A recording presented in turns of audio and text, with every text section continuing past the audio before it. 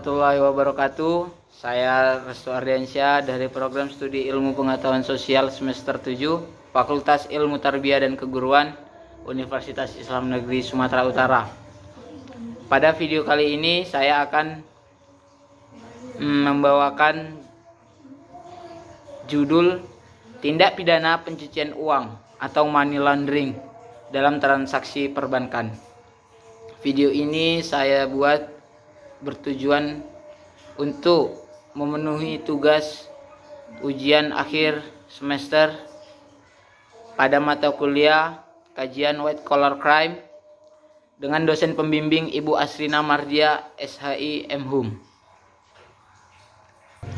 Oke, langsung saja kepada pembahasan yang pertama, yaitu tentang tindakan pidana ekonomi.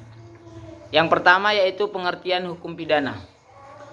Istilah hukum pidana bermakna jamak dalam arti objektif yang juga sering disebut ius ponale, meliputi 1. Perintah dan larangan yang atas pelanggarannya atau pengabaiannya telah ditetapkan sanksi terlebih dahulu oleh badan-badan negara yang berwenang. Peraturan-peraturan yang harus ditaati dan harus diindahkan oleh setiap orang. 2. Ketentuan-ketentuan yang menetapkan dengan cara apa atau alat apa dapat diadakan reaksi terhadap pelanggaran peraturan-peraturan itu. Yang ketiga, kaidah-kaidah yang menentukan ruang lingkup berlakunya peraturan-peraturan itu pada waktu dan wilayah negara tertentu. Di samping itu, hukum pidana juga dipakai dalam arti subjektif yang lazim juga disebut ius puniendi, yaitu peraturan hukum yang menetapkan tentang penyidikan lanjutan, penuntutan, penjatuhan, dan pelaksanaan pidana. Yang kedua, pengertian tindak pidana. Pengertian tindak pidana dalam Kitab Undang-Undang Hukum Pidana atau KUHP dikenal dengan istilah strafbarvet, dan dalam kepustakaan tentang hukum pidana sering mempergunakan istilah delik. Sedangkan pembuat undang-undang merumuskan suatu undang-undang mempergunakan istilah peristiwa pidana atau pembuatan pidana atau tindak pidana. Tindak pidana merupakan suatu istilah yang mengandung suatu pengertian dasar dalam ilmu hukum sebagai istilah yang dibentuk dengan kesadaran dalam memberikan ciri tertentu pada peristiwa hukum pidana. Tindak pidana mempunyai pengertian yang abstrak dari peristiwa-peristiwa yang konkret dalam lapangan hukum pidana, sehingga tindak pidana haruslah diberikan arti yang bersifat ilmiah dan ditentukan dengan jelas untuk dapat memisahkan dengan istilah yang dipakai sehari-hari dalam kehidupan masyarakat.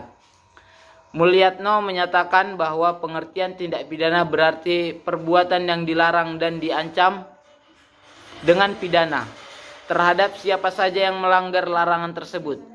Perbuatan tersebut harus juga dirasakan oleh masyarakat sebagai suatu hambatan tata pergaulan yang dicita-citakan oleh masyarakat. Yang ketiga, tindak pidana ekonomi. Tindak pidana ekonomi adalah suatu tindak pidana yang mempunyai motif ekonomi dan lazimnya dilakukan oleh orang-orang yang mempunyai kemampuan intelektual dan mempunyai posisi penting dalam masyarakat atau pekerjaannya. Pengertian kejahatan ekonomi adalah setiap perbuatan yang melanggar peraturan perundang-undangan dalam bidang perekonomian dan bidang keuangan serta mempunyai sanksi pidana. Unsur-unsur tindak pidana yaitu suatu perbuatan hukum yang diancam dengan sanksi pidana, dilakukan oleh seorang atau korporasi di dalam pekerjaannya yang sah atau di dalam pencarian atau usahanya di bidang industri atau perdagangan. Untuk tujuan memperoleh uang atau kekayaan, untuk memperoleh pembayaran uang atau menghindari kehilangan atau kerugian kekayaan, memperoleh keuntungan bisnis atau keuntungan pribadi dengan cara melawan hukum. Yang keempat, pengertian pencucian uang atau money laundering. Tidak ada definisi yang seragam dan komprehensif mengenai pencucian uang atau money laundering. Masing-masing negara memiliki definisi mengenai pencucian uang sesuai dengan terminologi kejahatan menurut hukum negara yang bersangkutan. Pihak penuntut dan lembaga penyidikan kejahatan, kalangan pengusaha dan perusahaan, negara-negara yang telah maju dan negara-negara dari dunia ketiga Masing-masing mempunyai definisi sendiri berdasarkan prioritas dan perspektif yang berbeda. Tetapi semua negara sepakat bahwa pemberantasan pencucian uang sangat penting untuk melawan tindak pidana terorisme, bisnis narkoba, penipuan ataupun korupsi. Terdapat beberapa pengertian mengenai pencucian uang atau money laundering. Secara umum, pengertian atau definisi tersebut tidak jauh berbeda satu sama lain. Black's Law Dictionary memberikan pengertian pencucian uang sebagai term used describe investment or of other transfer of money flowing from racketeering, drug transaction, and other illegal source into legitimate channels so that its original source cannot be traced. Artinya, pencucian uang adalah istilah untuk menggambarkan investasi di bidang-bidang yang legal melalui jalur yang sah, sehingga uang tersebut tidak dapat diketahui lagi asal-usulnya.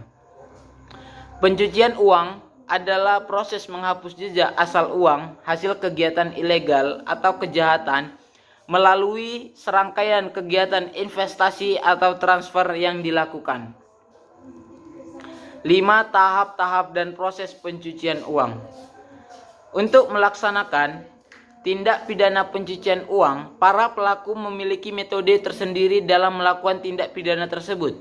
Walaupun setiap pelaku sering melakukan dengan menggunakan metode yang bervariasi, tetapi secara garis besar metode pencucian uang dapat dibagi menjadi 3 tahap, yaitu placement, layering, and integration.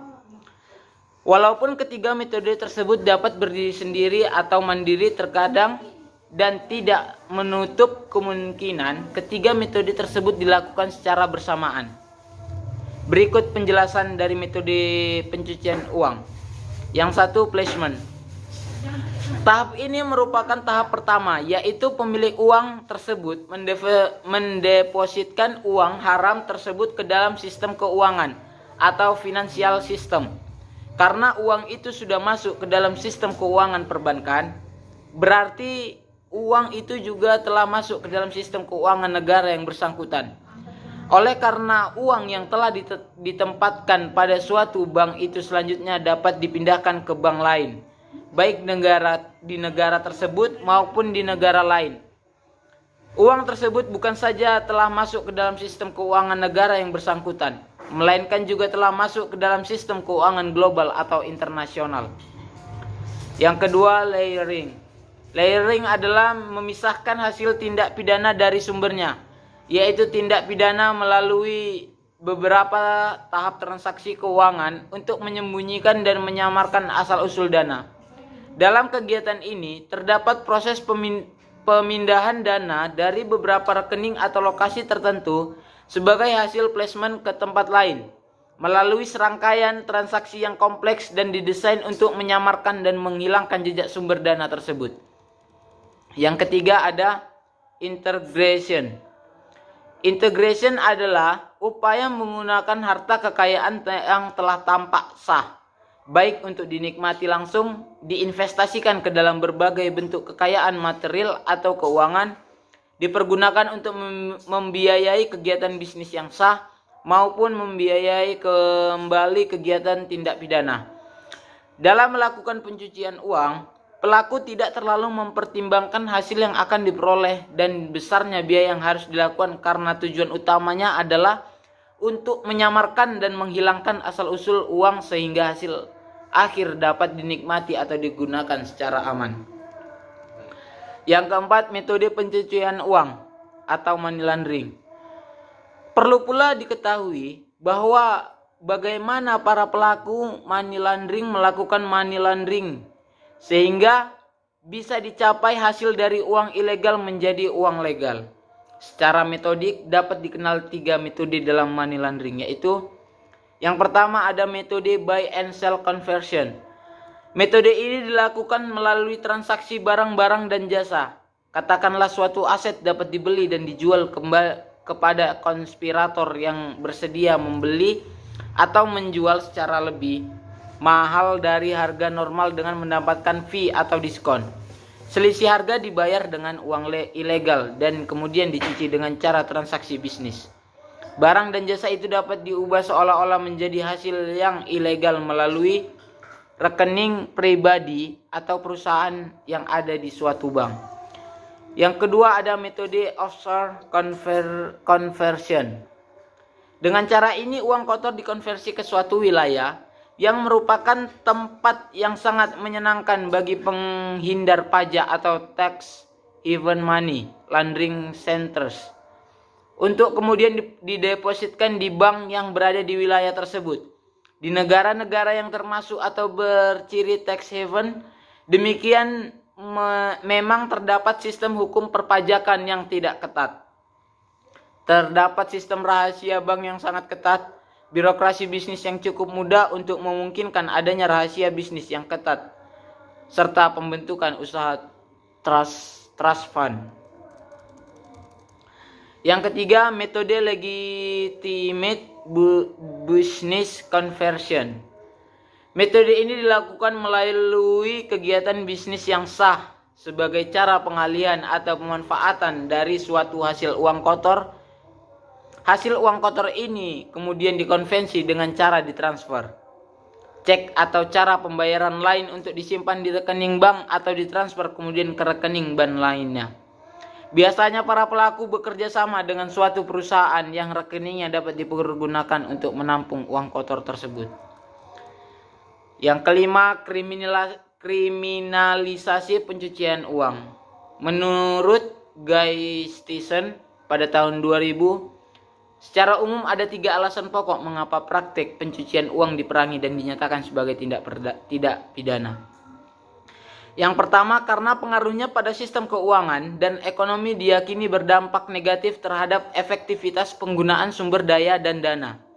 Dengan adanya praktik pencucian uang, maka sumber daya dan dana banyak digunakan untuk kegiatan yang tidak sah dan dapat merugikan masyarakat.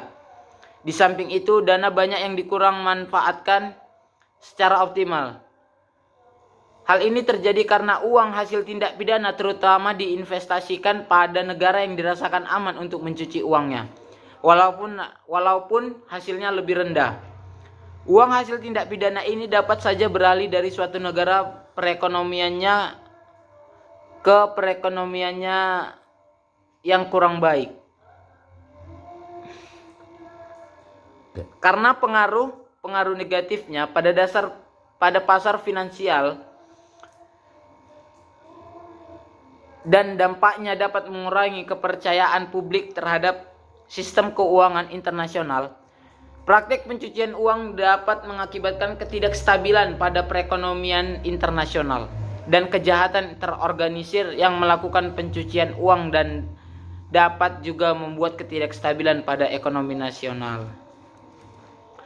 Kedua, dengan ditetapkannya pencucian uang sebagai tindak pidana akan lebih memudahkan bagi aparat penegak hukum untuk menyita hasil tindak pidana yang kadangkala sulit disita. Misalnya aset yang susah dilacak atau sudah dipindah tangankan pada pihak ketiga. Dengan pendekatan follow the money, kegiatan menyembunyikan atau menyamarkan uang hasil tindak pidana dapat dicegah atau diberantas. Dengan kata lain, orientasi pemberantasan tindak pidana sudah beralih dari menindak pelakunya ke arah menyita hasil tindak pidana. Ketiga, dengan dinyatakannya praktik pencucian uang sebagai tindak pidana dan dengan adanya kewajiban pelaporan transaksi keuangan, maka hal ini akan lebih memudahkan bagi para penegak hukum untuk menyelidiki kasus pidana pencucian uang sampai kepada tokoh yang ada di belakangnya. Tokoh ini sulit dilacak dan ditangkap karena pada umumnya mereka tidak kelihatan pada pelaksanaan suatu tindak pidana, tetapi banyak menikmati hasil tindak pidana. Hubungan tindak pidana yang keenam, hubungan tindak pidana pencucian uang dengan tindak pidana umum. Penanganan tindak pidana pencucian uang sebagaimana halnya tindak pidana lainnya yang pada umumnya ditangani kejaksaan dimulai dengan menerima surat pemberitahuan dimulai penyidikan atau SPDP Berdasarkan ketentuan pasal 110 ayat 1 Undang-Undang nomor 8 tahun 1981 tentang hukum acara pidana. Selanjutnya berjalan sebagaimana acara yang berlaku sesuai ketentuan dalam KUHP. Perlu diingat bahwa tindak pidana pencucian uang ini tidak berdiri sendiri karena harta kekayaan yang ditempatkan, ditransfer atau dialihkan dengan cara integrasi itu diperoleh dari tindak pidana. Berarti sudah tidak ada tindak pidana lain yang mendahuluinya atau predicate crime. Hal ini dapat kita ketahui dari rumusan pasal 2, yaitu harta kekayaan yang asal-usulnya atau diperoleh dari tindak pidana tersebut, atau pasal 2 ayat 1 A sampai Z adalah hasil tindak pidana. Yang ketujuh, dampak kejahatan pencucian uang. Adapun dampak dari kejahatan pencucian uang yaitu pencucian uang yang pertama, pencucian uang memungkinkan para penjual dan pengedar narkoba, para penyeludup dan para penjahat lainnya untuk dapat memperluas kegiatan operasinya. Hal ini akan meningkatkan biaya penegakan hukum untuk memberantasnya dan biaya perawatan serta pengobatan kesehatan bagi para korban atau pecandu narkotik.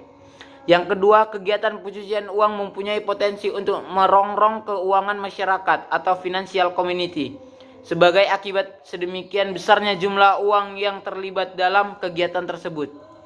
Yang ketiga, pencucian uang mengurangi pendapatan pemerintah dari pajak dan secara tidak langsung merugikan para pembayar pajak yang jujur dan mengurangi kesempatan kerja yang sah. Beberapa dampak makroekonomis yang ditimbulkan oleh pencucian uang adalah distribusi pendapatan.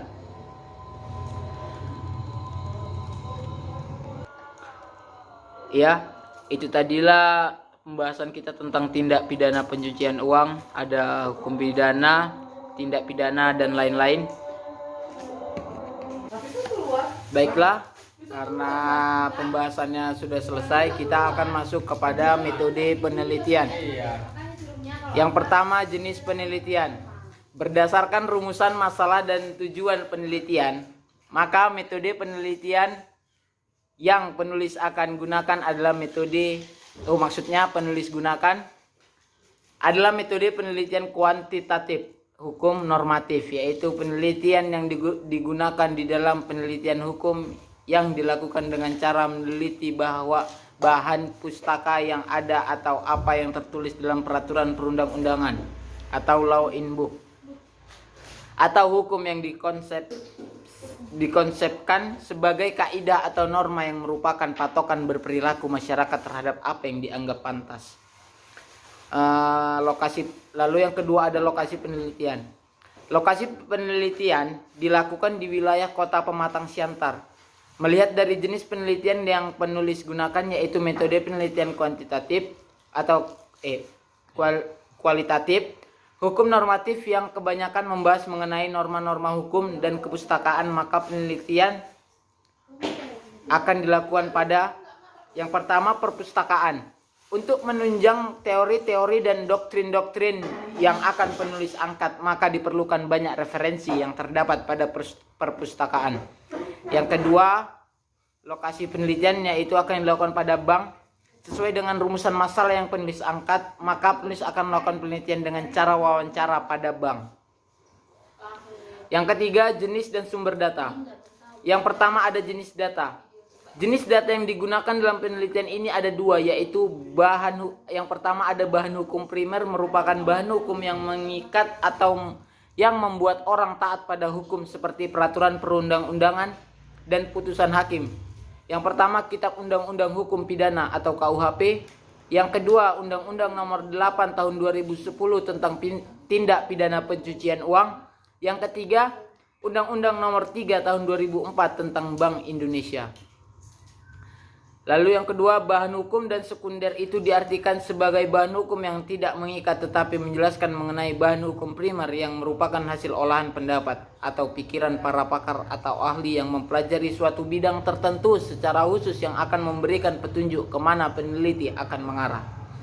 Yang kedua ada sumber data. Adapun sumber data dalam penelitian ini yaitu A. Sumber penelitian lapangan atau field research. yaitu sumber data lapangan sebagai salah satu pertimbangan hukum dari para penegak hukum yang menangani kasus ini, dan masyarakat turut meresahkan akibat terjadinya tindak pidana ini.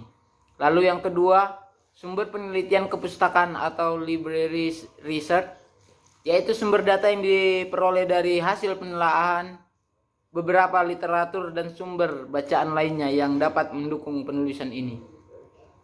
Yang keempat, teknik pengumpulan data. Teknik pengumpulan data dalam penulisan penelitian ini adalah sebagai berikut. Yang pertama, teknik wawancara atau interview, yaitu dengan cara melakukan tanya jawab kepada pihak-pihak yang terkait ataupun yang menangani dengan tindak pidana serta pihak lain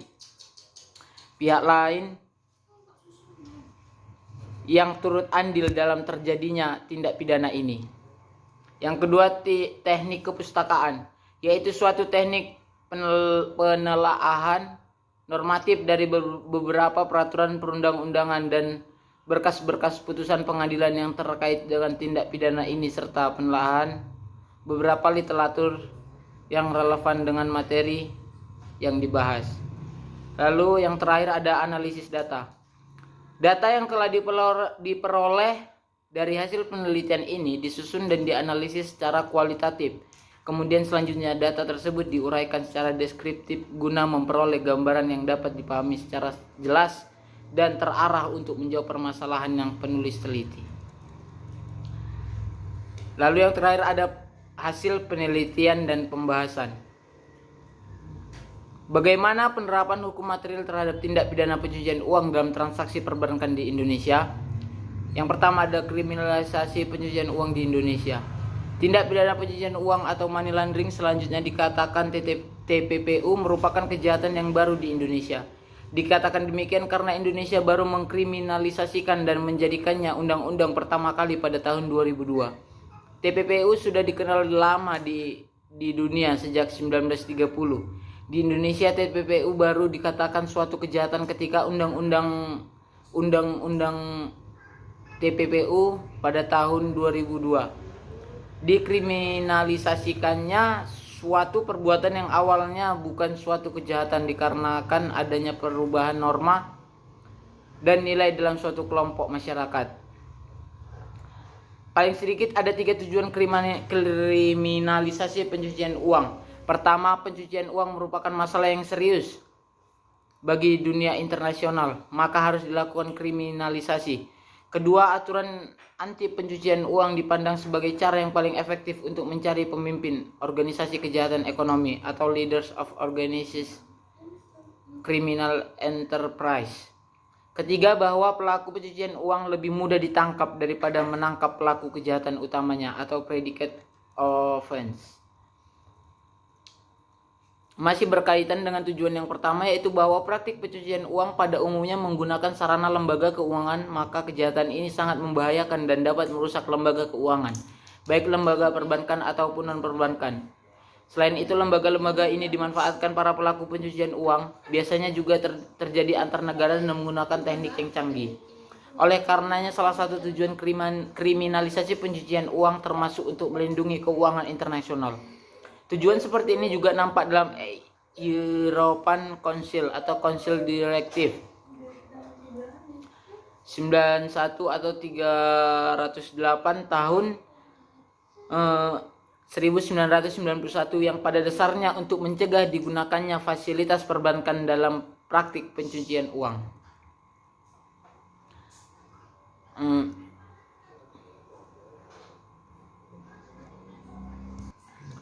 Undang-Undang Nomor 25 Tahun 2003 sebagai tindak lanjut follow up dari hasil sidang pleno FATF bahwa Indonesia masih masuk dalam daftar hitam atau blacklist NCCTS atau non cooperative countries and territories dan perlu banyak perbaikan dalam Undang-Undang Nomor 15 Tahun 2002.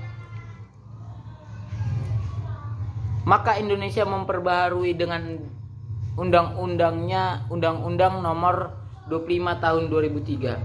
Upaya perbaikan dan penyempurnaan undang-undang tersebut akhirnya dapat diselesaikan oleh pemerintah Republik Indonesia dengan diundangkannya selama melakukan on-site visit ke Indonesia. Tim review FATV melakukan pertemuan dengan seluruh instansi teknis yang terkait dengan penanganan rezim anti pencucian uang di Indonesia, yaitu PPATK, Bank Rakyat Indonesia, Departemen Keuangan, Kepolisian Republik Indonesia, Kejaksaan Agung, Departemen Hukum dan HAM, Departemen Luar Negeri. Tim FATV juga melakukan diskusi dengan beberapa PJK. Pertemuan Undang-Undang Nomor 8 Tahun 2010 setelah tanggal 11 Februari 2005, Indonesia secara sah telah keluar dari daftar hitam atau blacklist NCCTS, berkomitmen untuk terus melakukan pencegahan dan pemberantasan TPPU di Indonesia. Walaupun sudah tidak masuk dalam daftar hitam, Indonesia juga memperbarui Undang-Undang TPPU dengan Undang-Undang Nomor 8 Tahun 2010. Ini adalah bukti nyata bahwa Indonesia serius dalam menangani TPPU di Indonesia. Tetapi tetap saja masih ada beberapa kekurangan yang nampak dalam Undang-Undang TPPU terbaru ini. Menurut Yentil Garnasi, masih ada kekurangan pada pihak pelapor karena hanya sebagian kecil yang diberi kewajiban dalam melakukan pelaporan, sedangkan cakupan pencucian uang sangat besar. Beliau mengatakan bahwa perlu ditambahkan sebagai pihak pelapor seperti profesi akuntan publik, notaris, pengacara, dan lain-lain. Beliau juga kurang setuju pada pasal 69 penuntutan in absentia bahwa maksud dari TPPU itu sebagai wadah untuk memberantas tindak pidana asal predicate crime, bukan hanya sebagai memberantas TPPU. Terdapat celah juga pada pasal 71 sampai 74 mengenai penetapan penuntutan pada kasus TPPU karena dapat menimbulkan multi tafsir terhadap siapa yang akan menjadi penuntut terhadap kasus tindak pidana pencucian uang sesuai dengan pasalnya.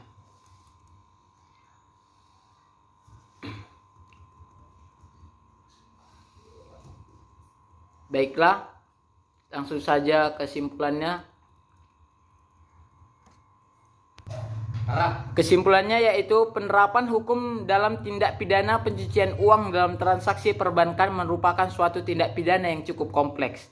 Cukup kompleks yang dimaksudkan oleh penulis ialah banyak aspek yang diperhatikan dalam melakukan kriminalisasi di Indonesia. Perlu diperhatikan aspek historis yang panjang sebelum melakukan kriminalisasi tindak pidana pencucian uang.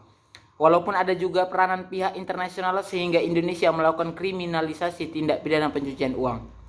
Setelah Indonesia menjadi tindak pidana pencucian uang sebagai suatu kejahatan, diperlukan usaha lebih keras untuk menegakkan hukum tersebut. Ditinjau melalui teori Lawrence M. Friedman mengenai three element of legal system, bahwa harus memperhatikan 3 elemen hukum, yaitu substansi, subjek, dan kultur. Ketiga elemen tersebut telah diperhatikan oleh pemerintah Indonesia dalam menegakkan hukum di Indonesia dan diterapkan pada tindak pidana pencucian uang dalam studi kasus nomor 447-PID.B-PN.KRW bahwa hakim telah memutuskan secara sah bahwa terdakwa bersalah, dan penulis berpendapat bahwa hakim telah mengambil keputusan yang benar sesuai hukum yang berlaku ditinjau dari segi hukum material maupun formil. Sekian penjelasan saya tentang tindak pidana pencucian uang atau money laundering dalam perbankan, sehingga semoga dapat menambah wawasan audiens kalian. Jika ada kata-kata atau presentasi yang kurang dari saya mohon maaf. Billahi taufiq wal hidayah. Assalamualaikum warahmatullahi wabarakatuh.